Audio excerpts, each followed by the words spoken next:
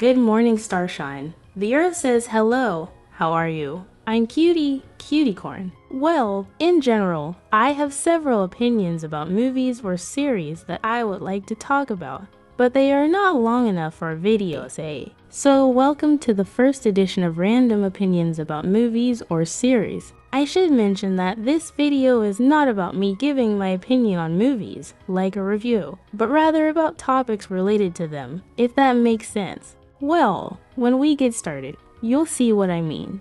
It's worth clarifying that these are just personal opinions and that you can write what you think about what I said in the comments. As in the previous Bridgerton video, there was some annoyance about the robotic voice and something about artificial intelligence. I mean, yes, I suppose the voice is someone's, but it's modified by artificial intelligence. This is one of the default voices from an editor I use. By the way, artificial intelligence should be used responsibly, or better yet, not used at all. Anyway, I'll try different voices to see if you like any of them, at least the ones that are free, because most of them are paid and I'm broke. Anyway, let's get down to business. I should also warn you that there may be some major spoilers. I just have to say sorry for the bad English. I hope you like it and enjoy it. Now let's get started.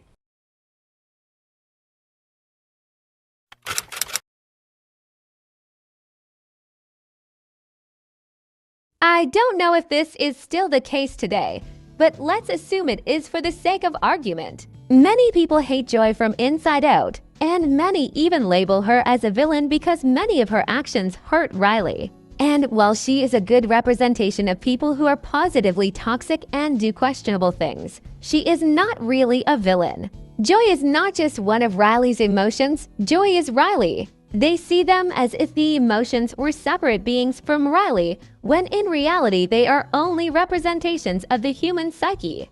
They are not independent entities, but a manifestation of how Riley is dealing with the changes she is going through. Joy is just a representation of denial or resistance to suffering, which is a very real part of human development, and this is not a flaw in Joy itself, but rather part of Riley's development as she learns to manage her emotions after growing up, and like any human being, she makes mistakes. It is not only Joy who accepts sadness as an important emotion, but Riley who is learning that it is important to show how you feel when you repress yourself for too long. This is a process of maturity that we all deal with. The audience unintentionally personalized something abstract that is presented in the film just to make it digestible and understandable without having to study psychology, so that they can connect with the story. Emotions are personifications with their own personalities, which is a narrative device to make it easier for people to understand. Disgust is a diva, fear is a nerd, and anger is a stressed-out boss or office worker. It is ironic that Joy shows moments of anxiety, frustration, and even sadness when she cries at the sight of the discarded emotions. It is symbolism, not something to be interpreted literally. The film talks about emotional maturity and acceptance of change, especially in preteens. In conclusion, the film is just an interpretation of how the mind works, and people who hate Riley's Joy indirectly hate Riley.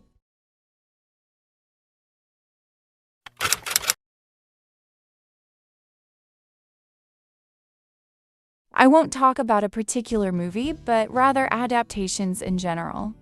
Recently, or at least so far this year, there has been a narrative that in Stephen King's original book, Carrie, the protagonist of the book of the same name is a fat and ugly girl with big quotation marks. And there is a certain complaint that the adaptations do not respect that fact, and that they cast thin and pretty girls. That's the gist of it, but maybe it's not quite like that, or maybe I'm just explaining it badly. The complaint is mainly that the hegemonic standard of beauty was not faithfully representing the protagonist's appearance. The fact that she was not a pretty girl was the reason why they bullied her. And that's where the dance scene at the end came from, where they throw pig's blood on her, which was an allegory for her being fat. And that by casting a thin girl, they were ruining the author's vision. That's the gist of it, right? Now that a new adaptation is apparently coming, this narrative has resurfaced a bit, First of all, I read the book a long time ago, so I have some vague memories of what was in the story, and if my memory serves me right, I remember that Carrie was thin, but she had a little belly because she ate a lot of sweets and had a lot of acne. That's mainly what I remember. A careless girl who was unaware of her appearance, who barely made any effort to look good, became the prom queen and shone. I don't know if most people actually read the book or misread it, or maybe I misread it too and we all remember different things, and we're experiencing a new Mandela effect. But whether Carrie is skinny or fat is not the focus of the book anyway. It bothers me a little that the internet promotes this idea that if you are not hegemonic or part of a minority, then discrimination or bullying is justified, as if their suffering were more valid. Because of course, they are being bullied because they belong to this minority. While it's true that, systematically speaking, there has been a lot of discrimination against different minorities over time, especially in school, I don't know if you know this, but skinny people get bullied too. Bullies bully because they don't really have a coherent reason to bother someone, they just want easy prey, and Carrie was one of them. Because let's remember that at school, she was the weirdo, a shy, socially awkward, withdrawn girl with a religious, fanatic mother and a difficult upbringing. It doesn't matter if she was fat or skinny, weird, pretty, ugly, etc. Carrie was bullied, period. Reducing her bullying to, oh, she wasn't pretty and she was fat. So it all makes sense, is almost an indirect justification for her being bullied, and no, bullying never has a justification. No matter how she is actually described in the book, Carrie is still a victim regardless of her appearance. The bucket of blood scene wasn't necessarily an allegory or a literal interpretation of her being fat. At least I always interpreted it as the bullies wanting to replicate what happened at the beginning of the story when Carrie got her first period in the bathroom, only more publicly and more extreme. The story begins and ends in blood, which represents mockery and shame, but in the end, it is Carrie who is in control, taking revenge and destroying not only the school, but the entire town, some of whom had nothing to do with it. As I said before, assuming that the bucket scene at the end is an allegory that the pig's blood was a metaphor. For her being fat is a superficial analysis that reduces it to her body was the problem, when it is more important to know the context, her story. It bothers me that a certain sector of the internet wants to sell the idea that we are all valid and that they want to promote aesthetic diversity, which is not bad in itself, but that they are indirectly admitting that there are ugly and beautiful people.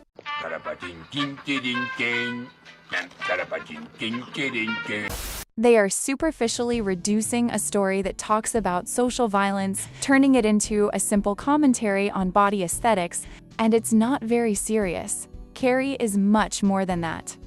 It's an uncomfortable and complex story.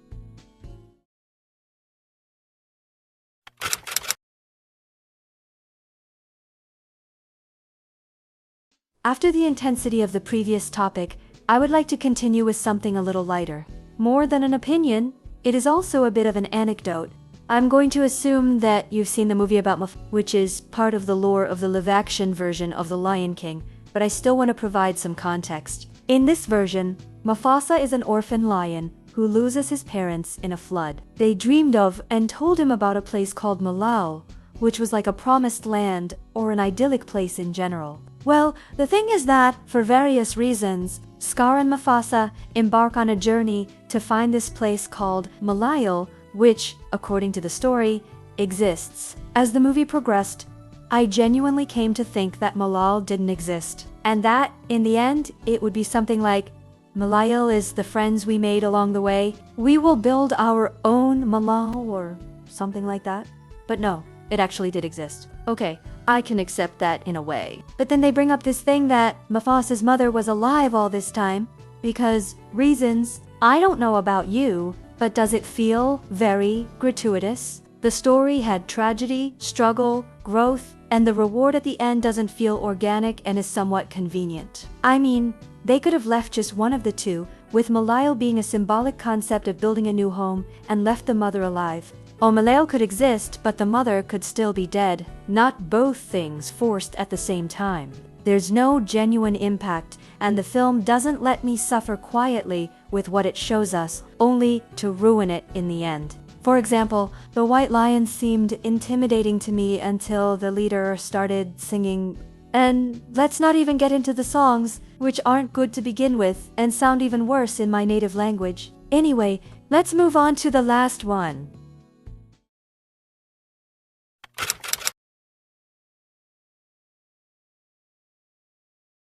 There's a lot of talk about CGI these days, and now I'm going to add my dissent, or maybe I won't add anything. But anyway, here's my perspective, popular or not. I get it, Patricio. I get that older movies had better CGI than the latest Marvel movie, that CGI has regressed, that everything looked better before, that She-Hulk looks bad, that this looks bad in Thor, Ant-Man, whatever, that Transformers look better, Davy Jones and Pirates of the Caribbean, etc. I get it. Can you pay your taxes? Personally, I think it's an unfair comparison. And while it's clear that CGI doesn't always look good in movies in general today, it's not the fault of the people who do the special effects, but rather something external. VFX artists are very overexploited, especially in Marvel or other superhero movies in general that have saturated the market. The same criticism can also be applied to DC to a certain extent. It's true that Marvel has a bad habit of releasing many movies and/or series per year, compared to its beginnings, which rely heavily on special effects and cause the CGI to be insufficiently worked on. People have compared the effects of Marvel and/or DC to franchises from the 2000s such as Transformers or Pirates of the Caribbean, which I find ridiculous because these films were released about every 2 or 3 years, which gave the special effects team more time to work and perfect the CGI. Likewise, Marvel released at least one movie a year, and as time went on, they started putting out more and more projects at almost the same time. It's not a lack of money, it's a lack of time. They have the resources, but not enough time, and also not enough practice. When the live-action version of The Little Mermaid came out, people compared it to the sequel to Avatar that was coming out that same year, mainly because they were under the same company and they noticed certain differences between the effects in general. I also think this comparison unfair. First, because the scenes and resources are different, and second, because James Cameron has more experience with special effects, especially considering that he has been obsessed with water since he started making movies and has been using cutting-edge technology for his productions for decades. However, that doesn't mean that the Avatar sequel doesn't also have moments of uncanny valley, but that always happens with CGI in general. Besides, many people are unaware that most big-budget films have flat lighting and filters that worsen the footage, even if the setting is colorful. This was the case with Wicked, where most of the settings were real, but due to the photography and poor color distribution or correction in general, many thought it was bad CGI or just another film with a specific color palette and nothing more. In the first season of The Last of Us series, some people complained that a giraffe visited by the protagonists looked bad because of the CGI, when it was a real giraffe. Perhaps people's brains have been rotten from years of excessive CGI. Finally, we must also consider that these mega productions are relying too much on CGI. Before, CGI helped, but now it seems to patch everything. The aforementioned franchises reinvented technology, used practical effects, scale models. At Marvel, actors don't know what they're dealing with, or the industry in general doesn't know how to correct color. There is color. It just needs to be corrected. I don't know if people know this, but CGI isn't done by magic elves. It's done by very poorly paid human beings who have become the scapegoats for a bigger problem. Well, now I have nothing more to say. I hope you liked it, and have a happy new year. Bye-bye.